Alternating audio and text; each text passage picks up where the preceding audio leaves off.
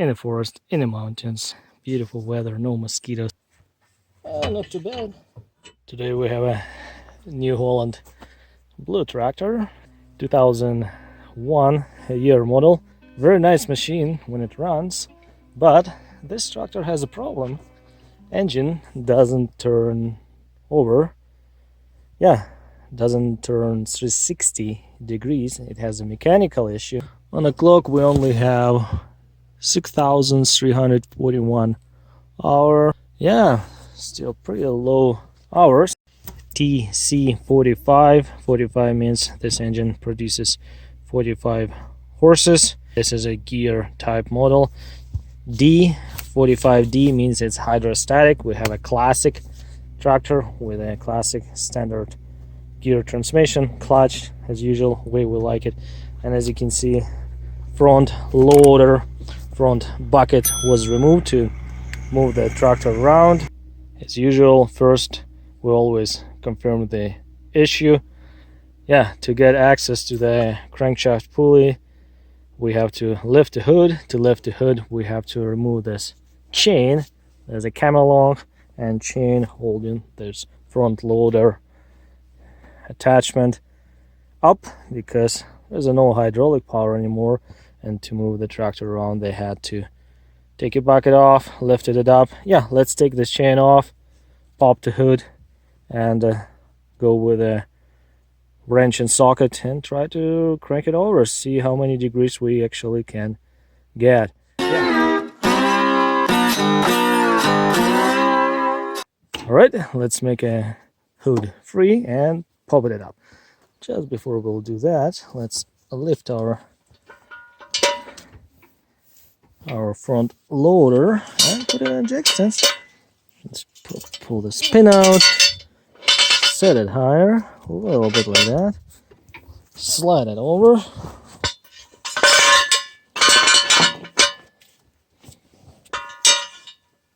Nice. All right, 12,000 pounds. All right, let's undo the camel lock.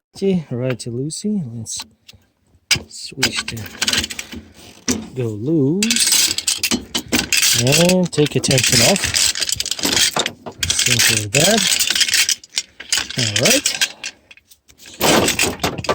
Just pull this side like that. Awesome. Let's open it up. Here's a latch. Oh, and it's going up. Awesome. All right. Here's our Shibaura 2.24 cylinders, not turbocharged, reliable diesel, made in Japan. We have N844L Shibaura 2.2 diesel engine, 2001 year model. And we have to get to that crank shaft bolt to get more clearance and actually fit a socket over that crankshaft pulley bolt. I had to remove a couple bolts, one on each side of the radiator, and slide it a little bit forward. As you can see, there's a rubber bushing, and here's our crankshaft pulley. Let's make a reference mark over here somewhere, and then we can actually see how much it will turn. Refer to, for example, this hose. Okay, the marks across, and see if we can do 360 or 270 or 90 or nothing if it's seized up.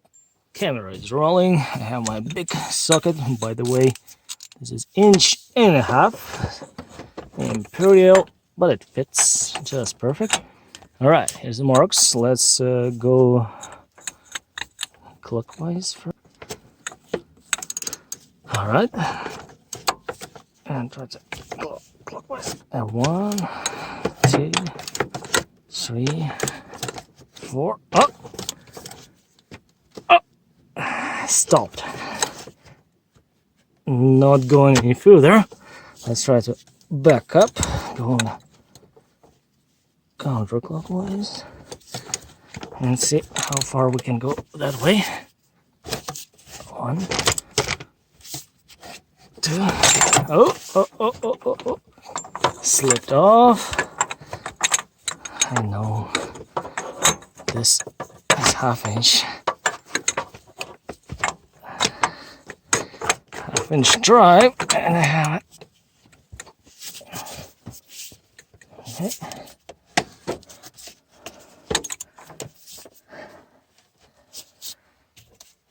All right. And let's stop. Well, no, not going any further. I would say roughly we could go probably not more than 90 degrees. So let's get a closer look.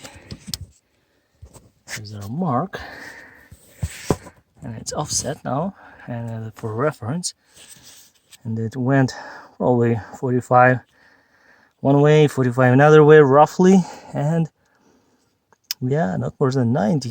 This engine turns over. Not good. All right. Well, it doesn't look promising so far, but I think if we take a radiator off and get a better access to that nut from the front, try to work it out back and forth, it might go further. Let's drain the coolant, remove the radiator, and get straight access to the bolt from the front before taking anything else apart. Unfortunately, this radiator doesn't have a drain cock. We have to... Oh, it's full. Too much coolant.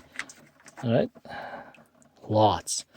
All right, for a better drain, we remove the plug, and on the bottom here, this tiny little radiator line. Nice bucket underneath, and I can collect the coolant and save it for later use. Here I go. Let's pull the line. Needle nose pliers to help. All right. Slowly. Ah, nice coolant.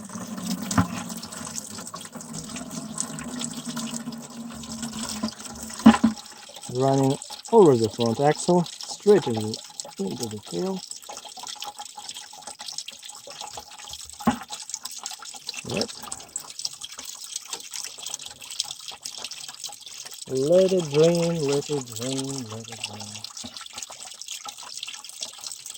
I know we could hook up a hose and stick it straight into the bucket, but it's working. While coolant is draining, it's probably almost down to the bottom. Let's disconnect the lower radiator hose just under the clamp, 932 socket, and we have on the bottom not OEM factory clamp, as you can see here, and this one's from the factory, so it's nice, the spring clamp. All right, let's undo this first. We can either undo that from thermostat or we can undo that from radiator. Let's do it here from the radiator. Needle nose pliers. Let's squeeze this clamp and slide it over like that. Here we go. And this hose is new. Looks like it still has a sticker from C&H. That means OEM part.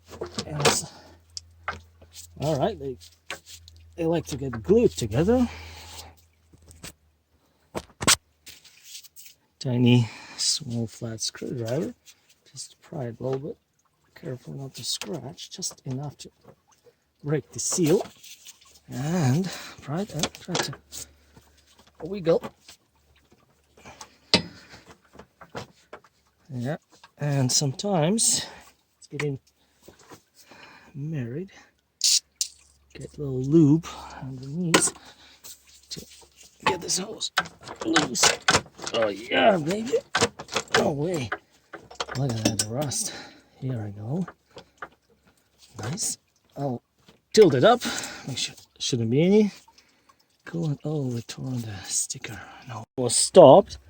That's with our radiator cap back. Make sure we won't lose it. That's all good. Let's get bottom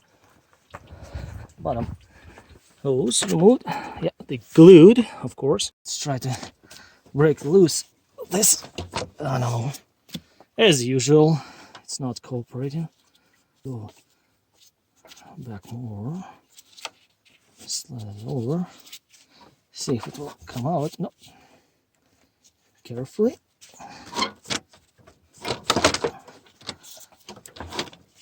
What's the lube? Of course.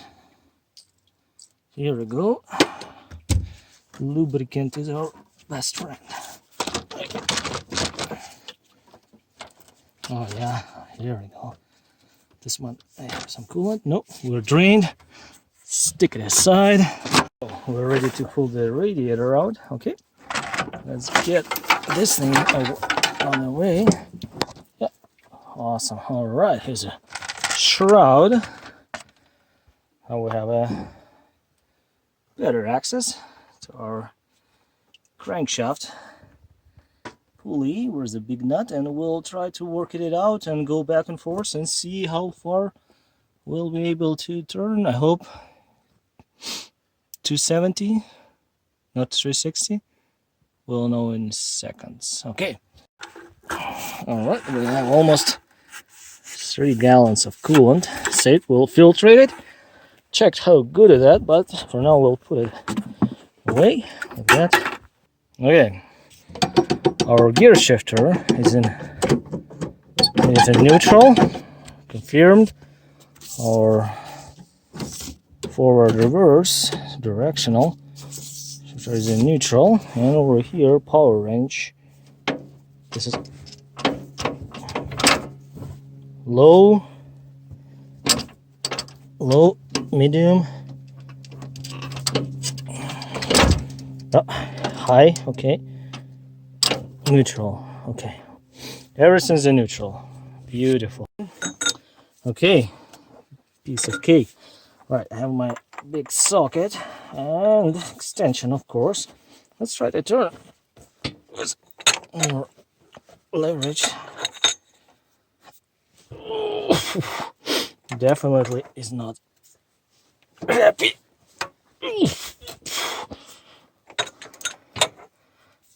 Oh yeah, now we broke the whatever rust maybe sitting.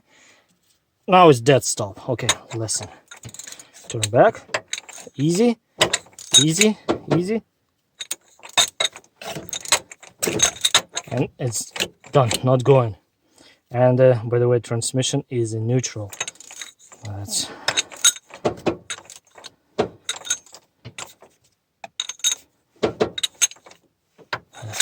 something interesting sound. It's starting now, see? Oh, let's stop. No more. It's not going any further clockwise. As you can see, there's a timing spill angle scale. Here's the top, TDC top dead center, and the degrees before top dead center.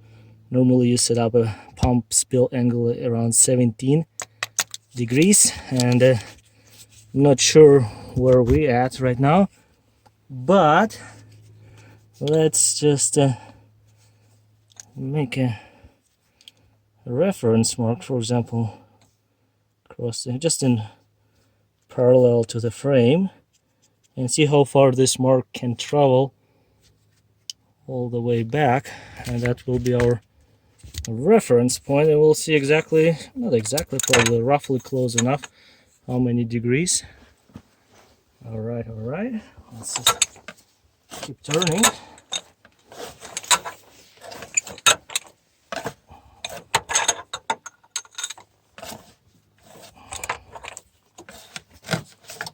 Compression stroke is harder. All right, already 180 and stop. Not quite, we traveled straight from here to here, almost 180 I would say, probably 170 maybe. Yeah, that's as far as this engine turns over. 0, 90, yeah, 180, not quite, 175. I'm happy with that number. All right, it's not turning over. Now we have to find it out. Why? Thinking to take a front loader attachment off the tractor frame to get better access from the sides, but it is a little bit more work involved. So we have pins to disconnect and some lines, the couplers, and then usually it's a more struggle to put it back, but it's tons of room. You can just get underneath and it'll work. Yeah. Get a good access, but I will take a hood off and get better access area from the top. We'll put one more jack stand, and yeah, we should be good as we can be. Okay, fold it up a little bit more, one click.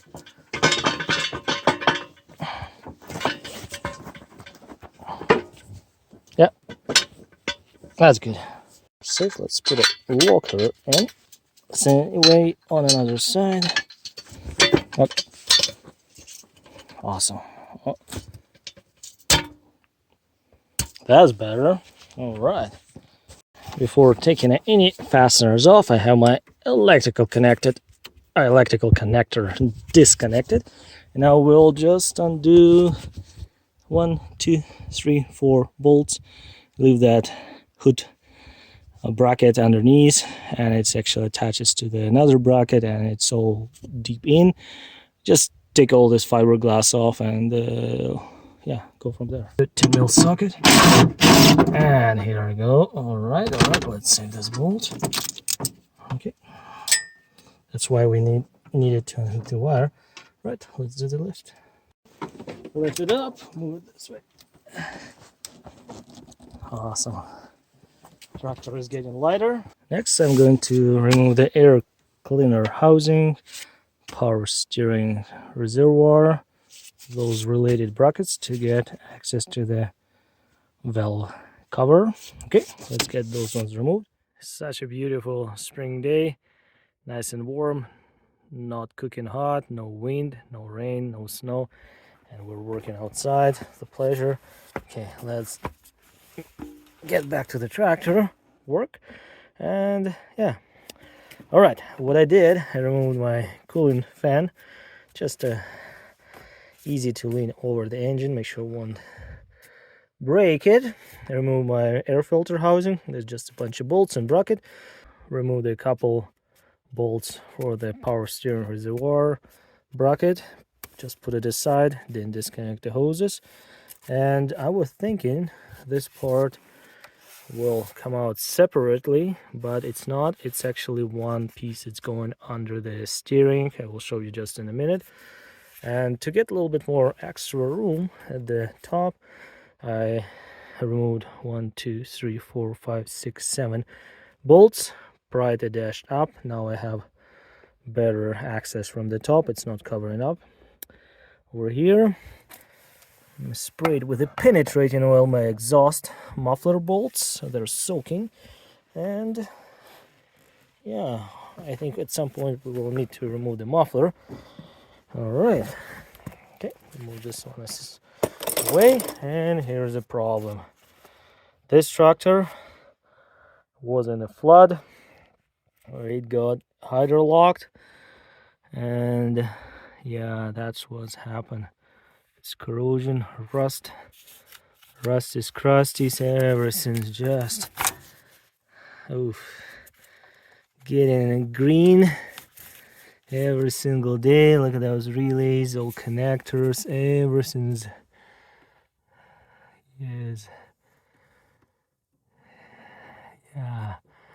corroding. And yeah, this nice tractor needs quite a bit of work to. As you can see here, all metal is rusted, everything was exposed. This one's supposed to be just nice and black, but now it's all covered in rust. There's some debris. Came with a flood water. I'm just sitting over. Yeah, everything's just covered up in debris and rust. And as you can see, here's the fuel pump. Shibaura. By the way, Shibaura, owned by the IHA Tractor Corporation. Let's take a look inside the air intake manifold, and as you can see, all that salt, that's aluminum oxidizing from the moisture from the water. On the bottom, even some rust from the cast iron cylinder head. That's where the water got inside the engine. There was an intake, and yeah. All right, let's take an upper valve cover off. See the valve train? Yeah, remove our oil filler neck. See what's up, and yeah, it looks pretty nice and clean. Before taking a valve cover off, let's just blow all that dirt and debris off the engine. I know this engine is not in working order, but where we have to put more dirt inside, clean it up. You can see if we have some non-damaged parts, we don't want to damage one with all the debris getting in. Quite a bit of dust and dirt was sitting in between from the years of farming.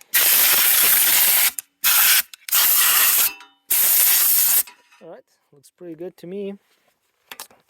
Yeah, let's 1, 2, 3, 4. Let's take those bolts. Oh, it's actually nuts. Disconnect this PCV tubing. 14mm deep socket and our trusted stubby rigid impact. And do that 1, 2. There we go. Oh. 2. Let's take the snack off completely.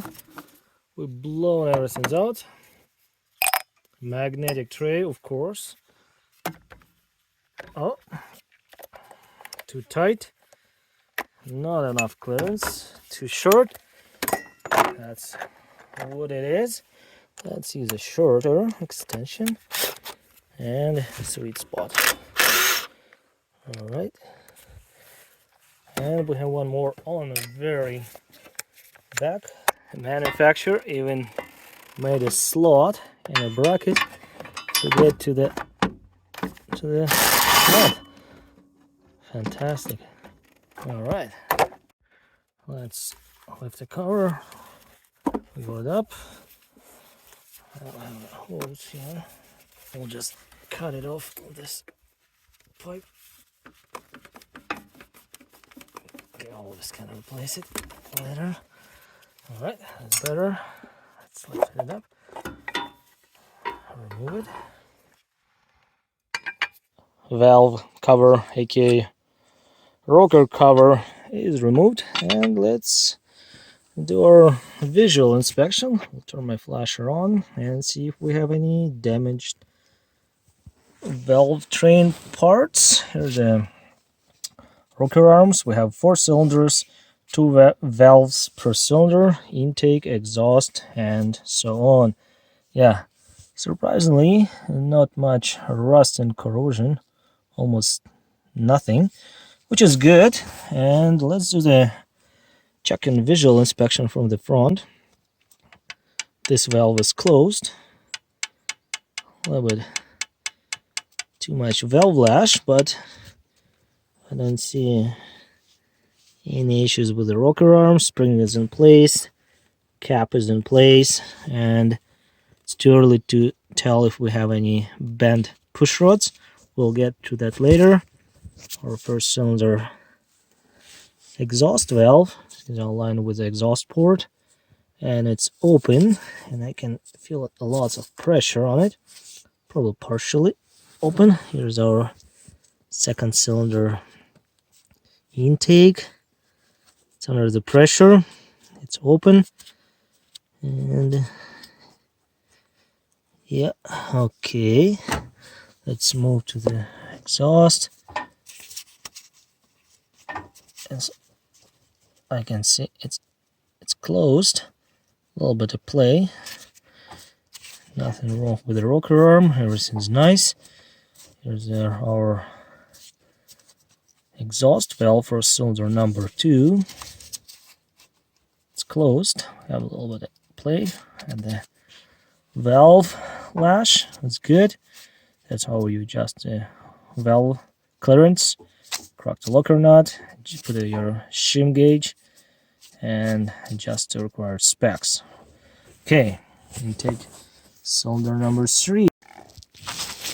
Okay, here's our intake valve cylinder number 3, and as you can see, it's stuck down open, and this is not acceptable.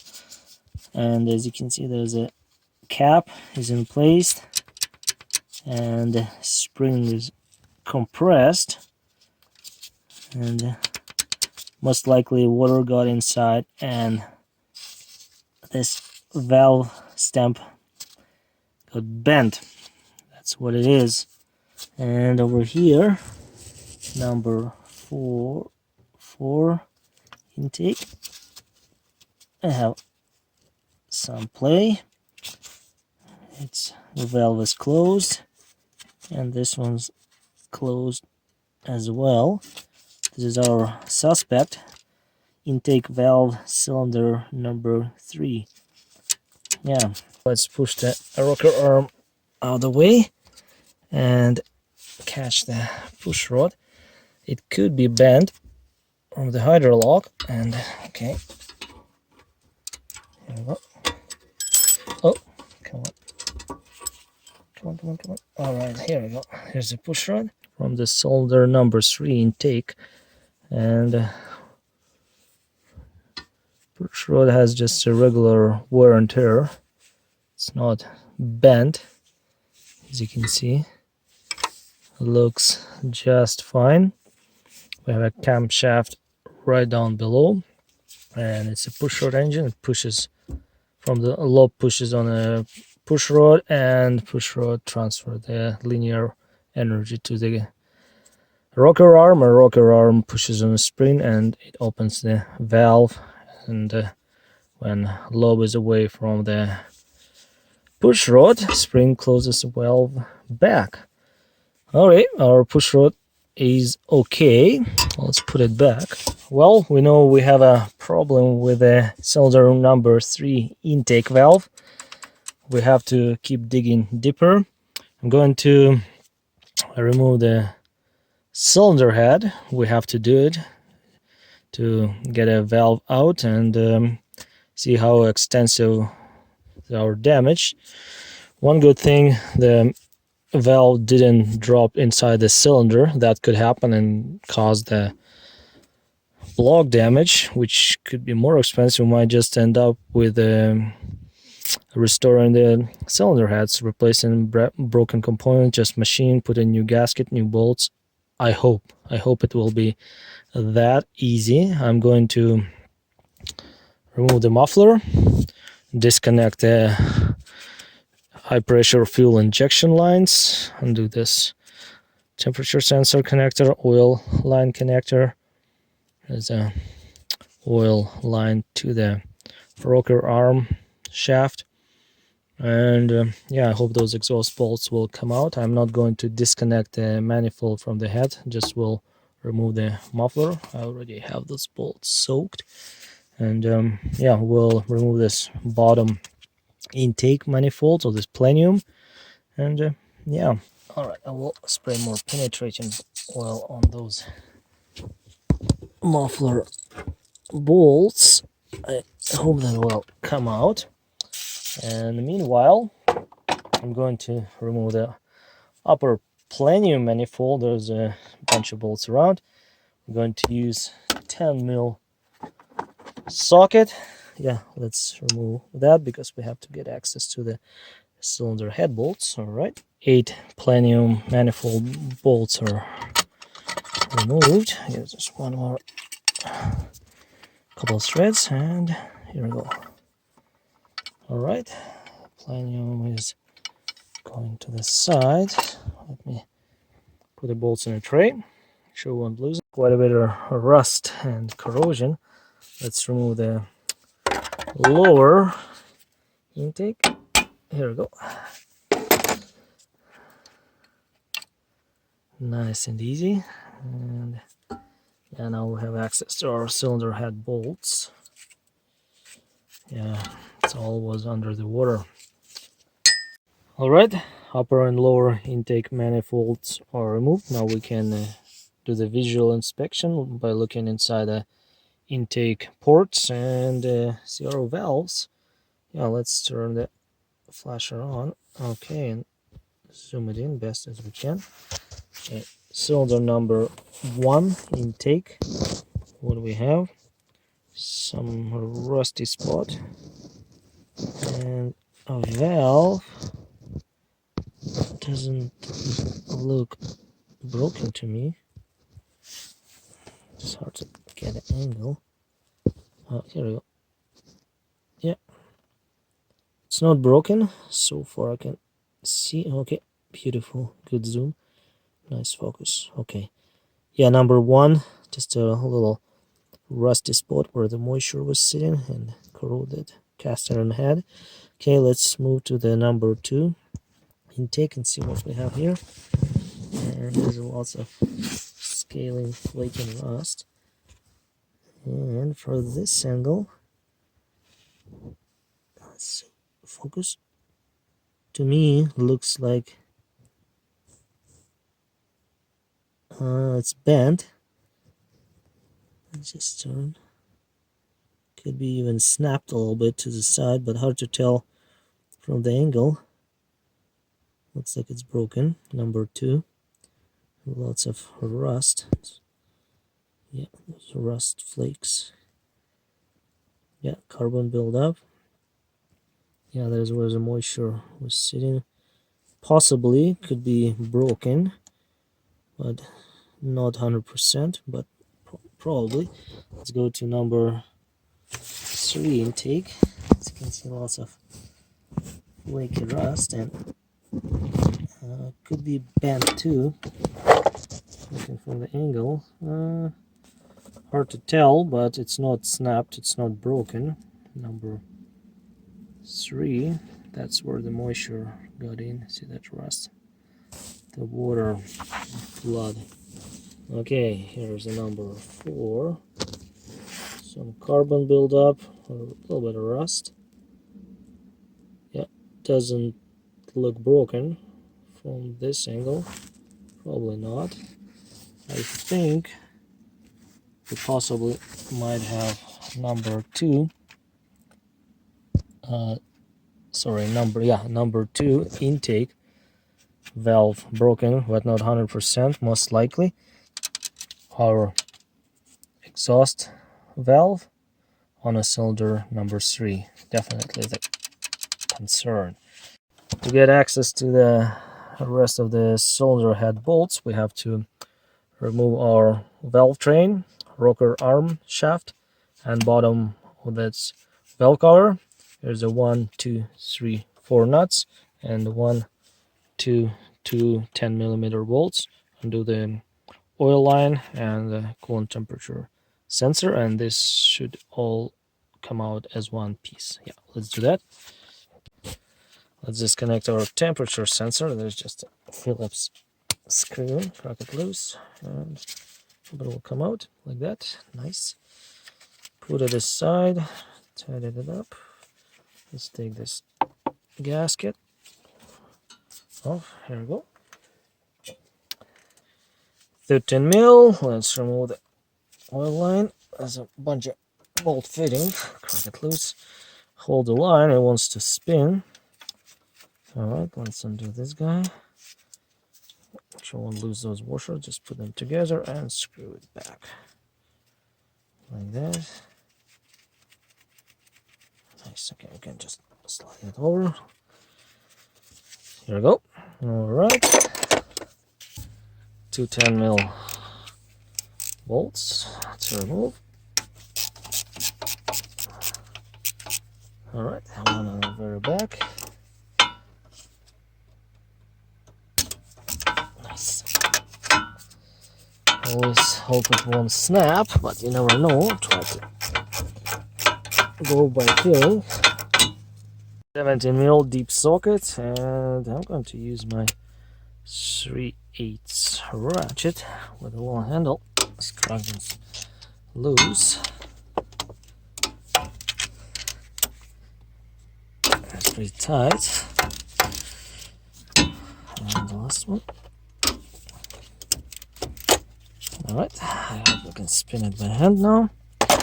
Let's lift the rocker arm assembly as one unit. I want to keep everything intact.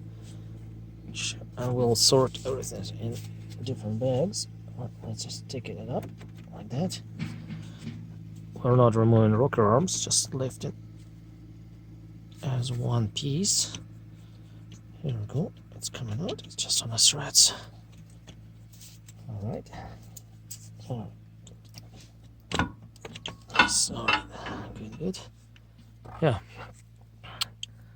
We'll keep push rods and caps all in separated bags. Sure, if we need to reuse them at some point, we'll do the inspection. We'll mix them. Here's how it looks like. Rocker arm. Visually, nothing's broken. I don't see any chunks of metal on the bottom. Yeah, just the oil. No cracks. No any excessive wear and tear. No any scuffs even. Yeah, pretty good. Rocker arms are removed. Now we have our valve springs in released position, and definitely you can see our number 3 exhaust valve is sitting lower than the rest of the valves, and yeah, that's our problem with that guy. We might end up reusing some parts. I'm going to put each push rod and the cap in an individual bag to keep them separately, and I will mark first intake and go and do the rest in the same way. That way we can inspect every component later, and if we needed to reuse it, we'll reuse it and keep all parts together after disassembly. Also, might need to disassemble cylinder head. We'll keep all parts intact. Okay, the first exhaust. Okay, yep, I'll do the rest. Here's our broken one, the cap and push rod. The rest of the push rods, they look just fine. Okay, this is number 3 exhaust. And 3 exhaust. I have all push rods and caps nice and organized and all in the bags. We'll keep it all together in a box. Next we're going to remove the glow plugs rail, just a spray penetrating over 7mm to undo the wire from the rail. There we go. Break it loose because we need an extra clearance to just slide it off, put it away. It's 8mm.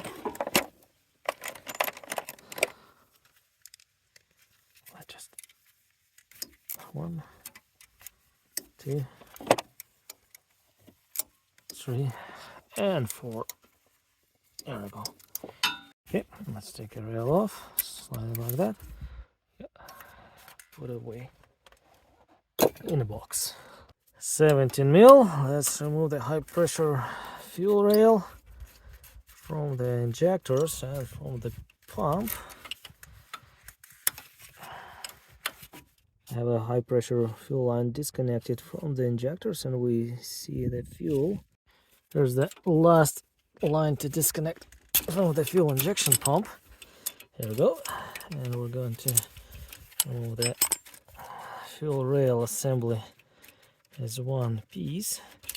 If fuel injection pump nozzle will start spinning in the housing, well, you can grab outside couple ones with a 19 mil like that, or you can just put your pry bar like that, hold it, and then crack it with the fitting.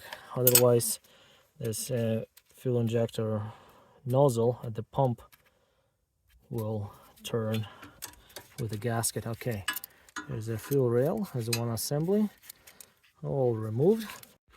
We have a diesel fuel sitting at the fuel pump nozzles over here. All four have a diesel, and at the engine too. 1, 2, 3, 4. No any moisture, no any rust. That's good. Only on the surface. We're going to seal the tops. Most of the parts on a tractor can be salvaged, and we just wipe the fuel like that, and then we can tape it injectors like that. Make sure no dirt or any debris will get in, and keep it all sealed and clean like so.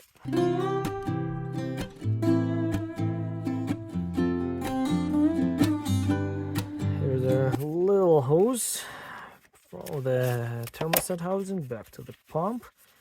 Let's undo that guy. Let's pry it out. It to the block, which is easy. We don't need to undo the water pump. There we go. Good enough for us. Yeah. Nice. All the way. One temperature sensor connector here. This one all will come out. Now the muffler time. Before trying to remove the bolts, I'm going to wire brush them a little bit more. Yeah, clean the threads as best as I can. Definitely helps. And I'll have a blast of penetrating oil. What usually holds the rusted bolts together, it's all debris and flake and rust. And we have a 13 mil deep socket. Let's give it a try. See if we will have any luck. Okay, don't want to go all the way. The idea is to turn them a little bit, a little spray, and turn the bolt back tight and work it its way out slowly. Don't want to bolt snap. That's fine. Okay, and it's all getting better lubrication.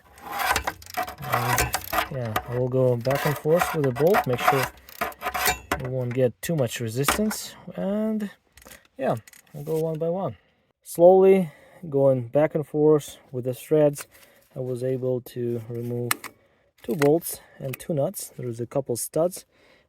I ended up removing the alternator shield as well. Now muffler with a pipe should come out as one piece like that.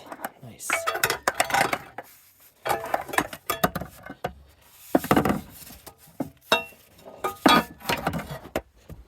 There we go. We'll put it there. So our parts pile is getting bigger. Definitely moisture get in. Look at that flaking skin in the rust. It's so wet. Oh, look at that rust.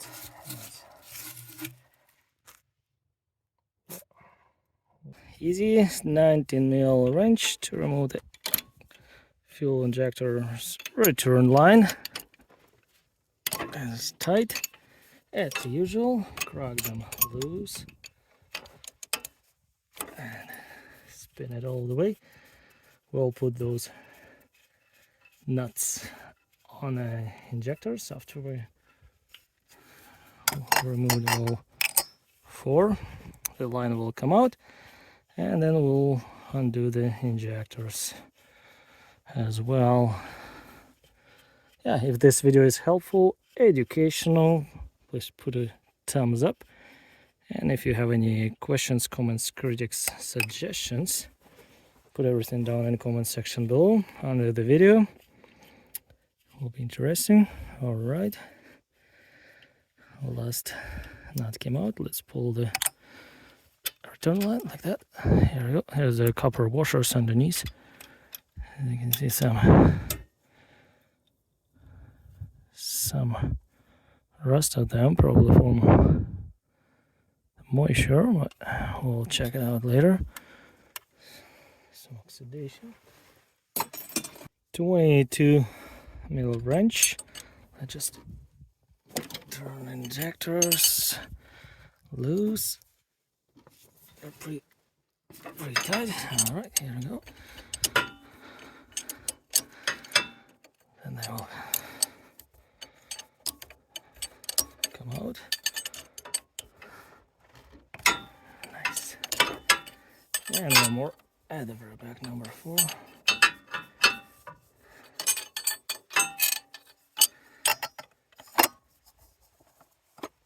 Okay, good. Oh, still. All 4 fuel injectors are ready to come out. They hand tight loose now. Here we go. Number 1. And as you can see, it has rust. Let me turn the flasher on. Here we go. Yep. It has rust bubbles on the tip and some gunk. That's not good.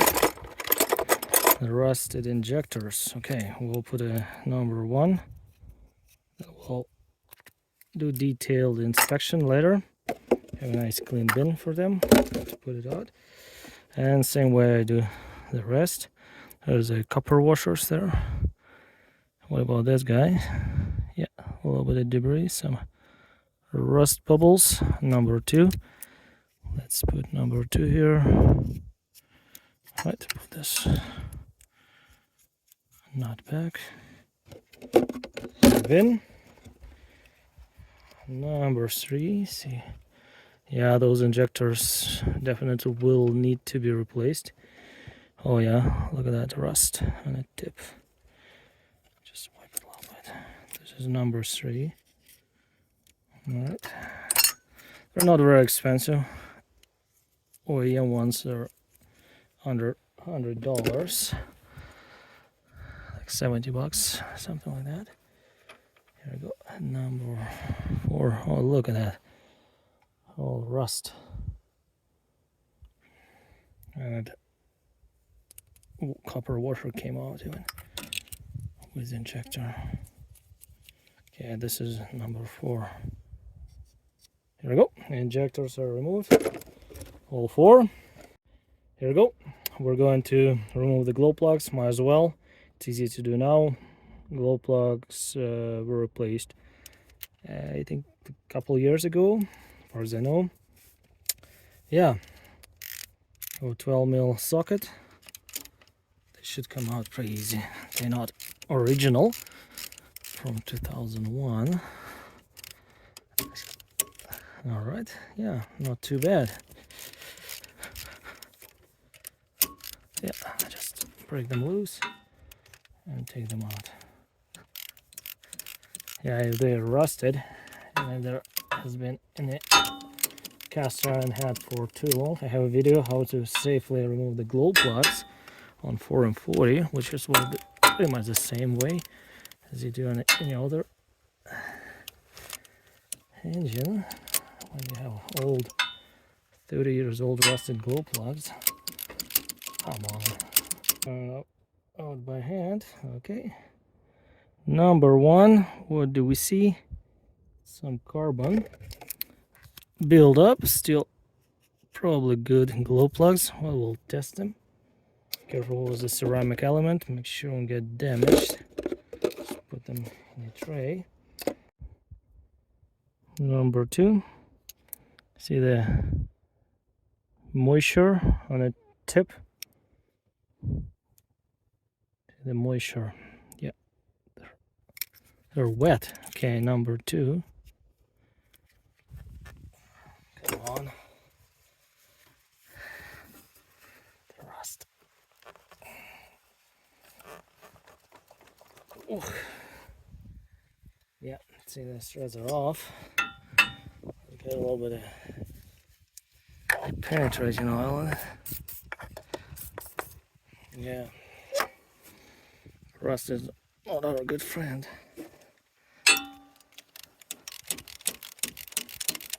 Okay, just come on.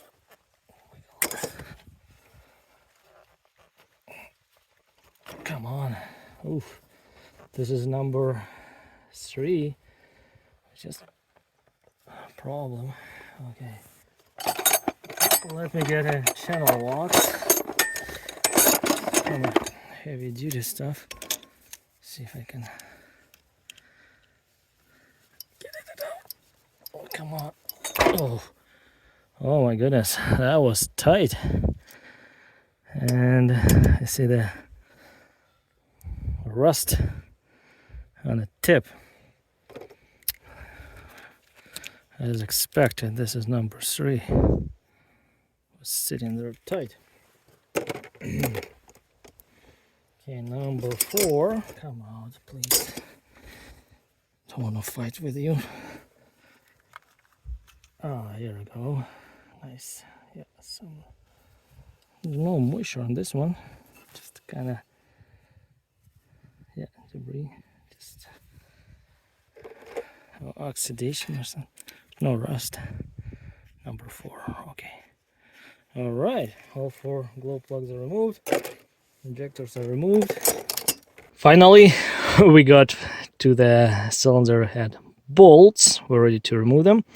We'll start from the center of the engine and go in a spiral to the sides like that. We'll just break them loose with the braking bar and spin them out with a ratchet or by hand. Yeah, should be easy. Camera is rolling and I'm going to use a 14mm deep socket and we'll start at the center and we'll go in a spiral. Should be good. Okay. All cylinder head bolts are loose now. We're just going to get them out all the way. They should come out. Just need to ratchet a little bit. Yeah, one by one I'm going to take all of them out. And we'll be ready to take a head off first. So I need a little bit of start up with the ratchet, but they're coming out pretty good. Yeah. Nice and quiet. It's pitch black in the forest, in the mountains. No wind, no rain, beautiful weather, no mosquitoes. The 5th of April 2024. I have 18 head bolts removed, as you can see. Now we just need to break a head gasket seal. It could be a little sticky and stuck to the block. I have already a place where I will put a head. Yeah, let's see how easy it will get lifted. Yeah, technically nothing should hold the head anymore. I'll put the bolts away and yeah, just wiggle. It should come off.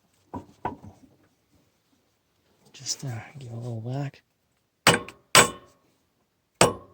Yeah, it's coming. Yeah, just to break a seal. All right, that's good.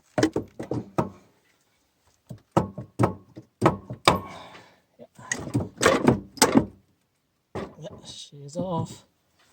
There's the hooks. Yeah. Got it. All right.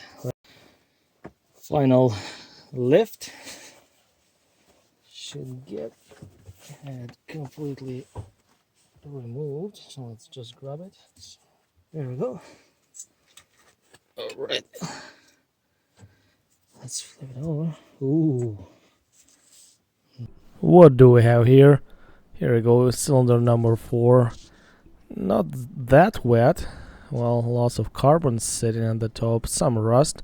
Number 3, lots of moisture, rusty. And number 2, we see water sitting on top. Number 1 doesn't look any good, as you can see. That is not a valve imprints from the strike. That's way the top of the piston looks like. Look at that, flaking, peeling, wet surface rust on the cylinder wall. Might need to put in new liners. Well, it's pretty ugly looking engine block, but that's all secondary. Let's take a look on the cylinder head. Doesn't look any pretty, as you can see, rust. And that's a valve is sticking out, partially open. But main question, will this engine turn 360 degrees with removed cylinder head? Let's find it out. Okay.